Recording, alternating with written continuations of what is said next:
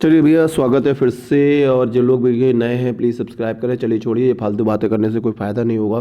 भाई जिन लोगों को अच्छा लगे वो ज़रूर देखें, और जिन लोगों को अच्छा ना लगे वो प्लीज़ अपनी आंखें भी बंद ना करें, क्योंकि ये क्वेश्चंस काफ़ी अच्छे हैं। चलिए नेक्स्ट आपसे बोल रहा है कि मनोवैज्ञानिक शोधों में प्राकल्पना को के कई फंक्शन होते हैं। जो हाइपोथेसिस टेस्ट करते हैं उनके कई फंक्शन होते हैं, लेकिन इनमें से कौन सा फंक्शन जो है वो उसका नहीं है। देखिए, सिद्धांतों की जांच करना ये मनोवैज्ञानिक का काम होता है, और नए सिद्धांतों का प्रतिपादन करना ये भी काम उन्हीं लोगों का होता है। किसी घटना का वर्णन करना ये भी इन्हीं का काम होता है। तो दैट मीन्स ये करेक्ट है, ये करेक्ट है और ये भी करेक्ट है। लेकिन पहले से प्राप्त तथ्य हैं उनको आप सत्यापित करें, ये वैलिडेट करें, ये इनका काम नहीं होता। ये एक्सपेरिमेंटल रिसर्च का काम होता है। तो ये काम इन लोगों का नहीं होता। दैट मीन्स 40 का हो जाएगा आपका डी। ओके। और भाई इससे पहले वाली वीडियो जो है उनमें करा चुका हूँ, तो काफ़ी लोग जो लोग नए हैं वो प्लीज़ प्लेलिस्ट में जाके इसकी फर्स्ट पार्ट, सेकंड पार्ट और थर्ड पार्ट आप देख सकते हैं। सेकंड पार्ट देख सकते हैं जहाँ पर आपकी इन्फॉर्मेशन हो चुकी है। चलिए नेक्स्ट। अब ये क्वेश्चन भी वही लोग कर पाएंगे जिन्होंने पहली वीडियो देखी है, ठीक है, तभी वो लोगों से हो पाएगा। बोल रहे हैं कि मनोवैज्ञानिक प्रयोग में बहिरंग चरों, एक्स्ट्रा न्यूएस वेरिएबल, जिनका दूसरा नाम मुझे आप लोग बताएं, जिन्होंने फर्स्ट या सेकंड वीडियो देखी है वही लोग बता सकते हैं कि एक्स्ट्रा न्यूएस वेरिएबल किन को बोलते हैं, क्योंकि ये दूसरा नाम है। इसका पहला नाम जब आपको पता होगा तभी आप कर सकते हो, और ये क्वेश्चन ऐसे ही आते हैं।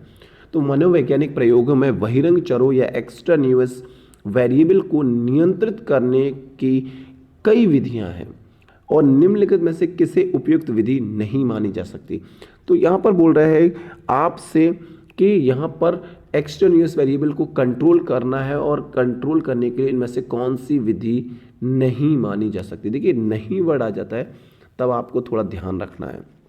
ओके, तो देखिए वो बोल रहा है आपसे क्या, कॉन्स्टेंसी स्थिरता, बैलेंसिंग जिसे संतुलन बोल सकते हैं, यादृच्छिकरण रैंडमाइजेशन, या फिर elimination.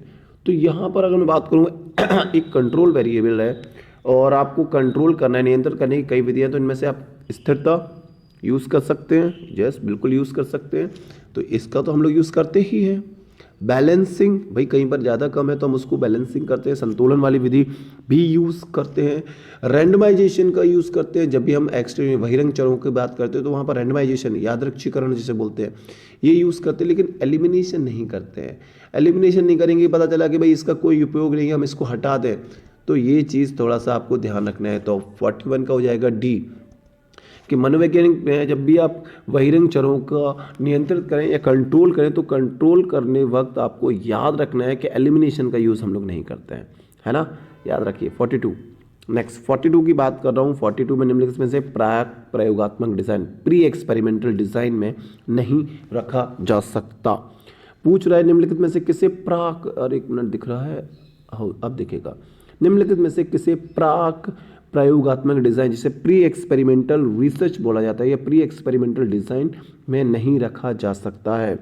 42 one shot case study design, one shot case study design, भैया इसको तो रखते ही हैं प्री एक्सपेरिमेंटल डिज़ाइन में, याद रखिए मैं लगाता हूँ। वो पूछ रहा है कि निम्नलिखित में से किसे नहीं रखा जा सकता है। तो भैया देखिए, वन शॉट केस स्टडी को हम लोग रखते हैं, तो ये one shot case study design जो होते हैं वो आपके प्री एक्सपेरिमेंटल डिज़ाइन में आते हैं। One group pre test post test design, भैया ये भी आपके प्री एक्सपेरिमेंटल डिज़ाइन में आते हैं। स्टैटिक ग्रुप कंपैरिजन डिवाइस जो डिज़ाइन है, स्टैटिक ग्रुप कंपैरिजन डिवाइस जो डिज़ाइन होते हैं, इनको भी हम लोग प्री एग्जिस्टिंग डिज़ाइन में रखते हैं। लेकिन काउंटर बैलेंसिंग डिज़ाइन जो है, याद रखना, काउंटर बैलेंसिंग डिज़ाइन जो है वो नहीं होता है। याद रखिए 42 में जो काउंटर बैलेंसिंग डिज़ाइन जो है, it is not a part of pre experimental design. Okay, तो थोड़ा सा ध्यान रखिए, इस तरह के क्वेश्चन करते वक्त आपसे गलती हो सकती हैं। आई थिंक ये वाली थोड़ा सा प्रॉब्लम कर रही है, इसलिए मैं यहाँ पर कोशिश करता हूँ ये वाला पार्ट, क्योंकि मेरे ख्याल से थोड़ा सा सही से नहीं आ पाया है।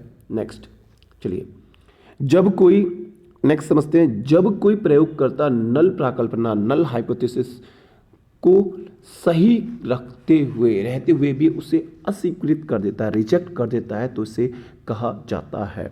बहुत बार क्वेश्चन आया है ये, कई बार आता है आपका, और इस पर टाइप 1 और टाइप 2 एरर पर, या जो एरर पर मैंने कई सारी वीडियो बनाई है। मतलब आप लोग प्लेलिस्ट में जाके जब चेक करोगे तो टाइप 1, टाइप 2, एक्सपेरिमेंटल बायस, रोसेनहेल एक्सपेरिमेंट, इन सब पर क्वेश्चन मैंने काफ़ी कराए हैं। आप इसको समझ लेते हो, बहुत ही बढ़िया क्वेश्चन है और ये गलत होने के चांस बहुत ज़्यादा होते हैं। इससे दो ही क्वेश्चन बनते हैं, टाइप 1 एरर और टाइप 2 एरर पर। ठीक है, तो जब कोई प्रयोगकर्ता, यहाँ पर समझिए, जब कोई एक रिसर्चर है और उसकी जो नल हाइपोथेसिस को सही होते हुए भी उसे वो रिजेक्ट कर देता है। देखिए, सही होते हुए रिजेक्ट कर, भाई पता है कि नल हाइपोथेसिस सही है फिर भी रिजेक्ट करता है, तो इस तरह के एरर को हम लोग क्या बोलते हैं? Type 1 error. याद रखना है, टाइप 1 एरर। ठीक है, कि सही होते हुए जब क्या कर रहा है, जब कोई प्रयोगकर्ता नल हाइपोथेसिस को सही रहते हुए भी उसे अस्वीकृत कर देता है, रिजेक्ट कर देता है, तो इसे टाइप 1 कहा जाता है।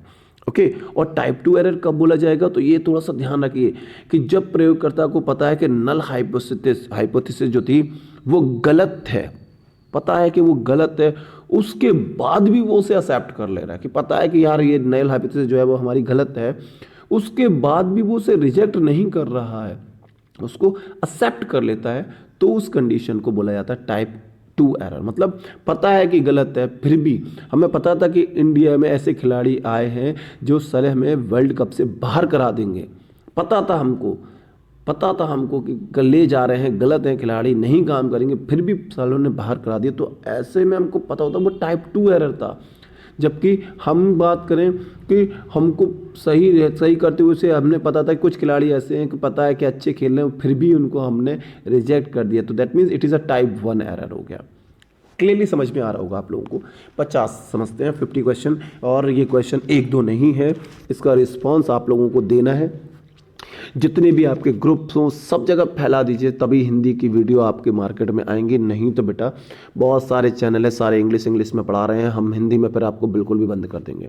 चलिए, क्या बोल रहा है क्वेश्चन को समझते हैं कि एक ऐसा कथन जो यह बतलाता है कि चरों के बीच का उल्लेखित संबंध सभी जगह तथा सभी समयों में सही होगा को कहा जाता है। बढ़िया क्वेश्चन है। क्या बोल रहा है कि एक ऐसा कथन जो बतलाता है कि चरों के बीच, चरों मतलब वेरिएबल के बीच उल्लेखित संबंध सभी जगह तथा सभी समयों में सही होगा को कहा जाता है। क्या उसको सांख्यिकी प्राकल्पना बोला जाता है, सार्वजनिक प्राकल्पना बोला जाता है, अस्तित्वात्मक प्राकल्पना बोला जाता है, या इनमें से कोई नहीं? इंग्लिश वाले, स्टैटिकल हाइपोथेसिस, यूनिवर्सल या एग्जिस्टेंस हाइपोथेसिस, या फिर नन ऑफ द अबव। तो समझिए, यहाँ बोला जाता है जब ऐसा कथन ये बतलाता है कि चरों के बीच उल्लेखित संबंध सभी जगह सभी समय में सही होगा। हम लोग कई बार पढ़ चुके हैं, इनको बोलते हैं यूनिवर्सल हाइपोथेसिस। यूनिवर्सल ट्रुथ बोलते हैं कि सूरज हमेशा पूरब से ही उगेगा, चाहे आप दुनिया के किसी कोने में चले जाएं। जब वो बोल रहा है कि कोई ऐसा वेरिएबल है जो सभी जगहों पर सभी समय में सही होगा, हर जगह बिल्कुल वही होगा, मतलब यूनिवर्सल ट्रुथ जिसे बोलते हैं ना हम लोग, कि भाई मैं जिंदगी में झूठ नहीं बोलता, ये मैंने बोल रहा है, ये मेरे लिए यूनिवर्सल ट्रुथ है। कि मैं बोल रहा हूँ कि आप लोगों ने अगर मेरे चैनल को सारी वीडियोस को देख लिया तो आप पीएचडी का हो या यूजीसी नेट का हो, आपका पेपर 100% आप क्वालिफाई करोगे। ये यूनिवर्सल ट्रुथ है, दैट मीन्स आपका यूनिवर्सल हाइपोथेसिस मैंने बना दिए। तो 50 का क्या हो जाएगा आपका बी।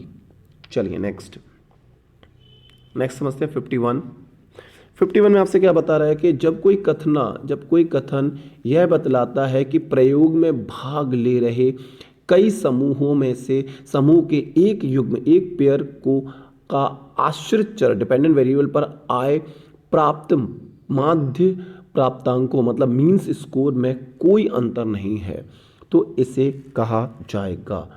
बता चुका हूँ मैं इस तरह के क्वेश्चन में, एक ये आपका पीछे फर्स्ट वाली वीडियो में, इसी का पार्ट 1 और पार्ट 2 वीडियो में मैंने ये क्वेश्चन कराया हुआ है कि जब कोई कथन ये बताता है, जब कोई कथन आपसे बता रहा है, कोई स्टेटमेंट ये बता रहा है कि प्रयोग में ले रहे कई समूह, बहुत सारे ग्रुप थे, उनमें से कई ग्रुप ले रहे थे, और उसमें से जो एक पेयर का जो डिपेंडेंट वेरिएबल है उनका जो मीन स्कोर में कोई अंतर नहीं है। भाई डिपेंडेंट वेरिएबल का मीन स्कोर जो आ रहा है या प्राप्त माध्य प्राप्तांकों में कोई अंतर नहीं है, तो इसे क्या बोला जाता है? भैया प्राप्तांकों में देखिए कई जगहों पर डिफरेंस है, लेकिन मीन स्कोर में डिफरेंस नहीं है। जब मीन स्कोर में डिफरेंस नहीं है, दैट मीन्स ये जो है वो आपका क्या नल हाइपोथेसिस होगा या पार्शियल नल हाइपोथेसिस होगा, रिसर्च हाइपोथेसिस होगी या फिर एग्जिस्टेंशियल हाइपोथेसिस होगी। नल प्राकल्पना है या आंशिक नल प्राकल्पना है या शोध प्राकल्पना है या अस्तित्वात्मक प्राकल्पना है। आई थिंक आप लोगों ने आंसर कर लिया होगा, समझ लिया होगा। तो जब भी कुछ बात करें कि कई जगहों पर वेरिएबल है लेकिन कुछ जगहों पर वेरिएबल नहीं है, जैसे कि मीन स्कोर में कोई अंतर नहीं आ रहा है, दैट मीन्स आपका आंसर हो जाएगा बी, आंशिक नल प्राकल्पना, पार्शियल नल हाइपोथेसिस है। अगर कहीं पर भी कोई डिफरेंस नहीं आता तो फिर हम लोग नल हाइपोथेसिस रख देते हैं कि वेरिएबल का किसी भी तरह का कोई इफेक्ट नहीं है तो वो नल हाइपोथेसिस है, लेकिन है तो पार्शियल नल हाइपोथेसिस हो जाती है। ओके, चलिए नेक्स्ट समझते हैं। 52, जिस प्रयोग का उद्देश्य मुख्य प्रयोग में होने वाली कठिनाइयों की पहचान करना होता है उसे कहा जाता है। समझिए क्या बोल रहा है वो आपसे कि जिस प्रयोग का उद्देश्य, भाई उसका उद्देश्य यही है कि हमें प्रयोग में होने वाली जो कठिनाई हैं, जो परेशानियां आ रही हैं, उनकी पहचान करना है। तो ऐसे एक्सपेरिमेंट को, ऐसे प्रयोग को क्या कहा जाता है? निर्णायक प्रयोग, सन्वेशी या समन्वेशी प्रयोग, पुष्टि प्रयोग या फिर अग्रनामिक प्रयोग। समझ के बोलना बिल्कुल। 52 कि भाई क्रूशियल एक्सपेरिमेंट होता है, एक्सप्लोरेटरी एक्सपेरिमेंट होता है, कन्फर्मेटरी एक्सपेरिमेंट होता है या फिर पायलट एक्सपेरिमेंट होता है। देखिए नाम से पता चल रहा है निर्णायक, भाई हमें निर्णायक तो नहीं कर सकते, हमें पहचान करना है, तो ये तो गलत हो जाएगा। दूसरा बोला एक्सप्लोरेटरी, समन्वेशी, एक्सप्लोरेशन करना कि आपको पता है किसी परेशानी के तो आप उसको और एक्सप्लोर कर रहे हो, पता कर रहे हो उसके बारे में, तो ये तो नहीं हो सकता। कन्फर्मेशरी होता तो बेटा हम पता कर लेते, कन्फर्मेशन तो हो ही नहीं रहा है। तो उद्देश्य कठिनाइयों को होने वाली परेशानियों का पता करना उसे बोला जाता है अग्रनोमी प्रयोग या पायलट एक्सपेरिमेंट। तो ये थोड़ा सा ध्यान रखने वाली चीज़ है कि जिस प्रयोग का उद्देश्य प्रमुख प्रयोग में होने वाली परेशानियों के बारे में पता करना होता है उसे बोलते हैं पायलट एक्सपेरिमेंट। चलिए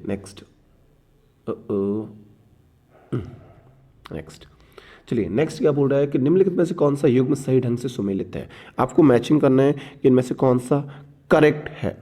53, मध्य समूह डिजाइन, बिटवीन ग्रुप डिजाइन, ऐसा डिजाइन जिसमें 4/4 के लिए अलग अलग समूह होता है। स्थिर स्थिति, ये देखो ये क्वेश्चन भी कई बार हो चुका है। स्थिरता, कॉन्स्टेंसी की स्थिति जिसमें 4th एंड डीवी के मूल्य, डीवी मतलब समझ ना डिपेंडेंट वेरिएबल, और 4th मतलब मैं बोल रहा हूँ जो इंडिपेंडेंट वेरिएबल, आईवी मतलब इंडिपेंडेंट वेरिएबल हो गया। तो वहाँ पर बोला है कि जो बिटवीन ग्रुप्स डिजाइन होते हैं इसमें इंडिपेंडेंट वेरिएबल के लिए अलग अलग समूह होते हैं। कॉन्स्टेंसी की बात करें या स्थिरता की बात करें, एक ऐसी स्थिति जिसमें इंडिपेंडेंट वेरिएबल तथा डिपेंडेंट वेरिएबल के मूल स्तर को कांस्टेंट रखा जाता है। बैलेंसिंग एक ऐसी प्रयोगात्मक स्थिति है जिसमें प्रयोगकर्ता इस बात से विश्वस्त होता है कि बहिरंग चर समझ के बताना मुझे क्या है, मैं पहले बता चुका हूँ 3 वीडियो में, ठीक है, बराबर ढंग से प्रभावित कर रहा है। और 4th, एक्सपेरिमेंटल एरर परिवर्तन के सभी अनियंत्रित स्रोतों का प्रयोग डिपेंडेंट वेरिएबल में प्रभावित करता है। चलिए जल्दी से बताइए, जिन लोगों ने ये पहली वाली वीडियो देखी है, सेकंड वीडियो देखी है, वही लोग इसको कर सकते हैं। अदरवाइज आप लोग स्किप करके पहले वाली वीडियो और दूसरी वाली वीडियो पर जाएं, तभी आपको समझ में आएंगे। ओके, तो 53 का देखिए चेक करके कौन सा वाला आंसर बिल्कुल करेक्ट है। तो पहला वाला, चलो मैं बताता हूँ, सही ढंग से सुमेलित करना है, मैच करना है। तो बिटवीन ग्रुप डिजाइन, ऐसा डिजाइन जिसमें इंडिपेंडेंट वेरिएबल के लिए अलग समूह होता है, बिल्कुल करेक्ट है। देखिए बिल्कुल करेक्ट है, बिल्कुल करेक्ट मैच है। दूसरा आपसे बोल रहा है क्या कि स्थिरता, एक ऐसी स्थिरता मतलब कांस्टेंट, एक ऐसी स्थिति जिसमें इंडिपेंडेंट वेरिएबल तथा डिपेंडेंट वेरिएबल के मूल्य को स्थिर रखा जाता है। अरे भाई साहब इतनी गलती ना करें, ऐसा नहीं होता है। सी की बात करें, क्या बोल रहा है कि बैलेंसिंग एक ऐसी प्रयोगात्मक स्थिति जिसमें प्रयोगकर्ता इस बात से विश्वत होता है कि बहिरंग चर तथा प्रत्येक समूह को बराबर ढंग से प्रभावित कर रहा है, बिल्कुल करेक्ट है। ये सी वाला भी करेक्ट है।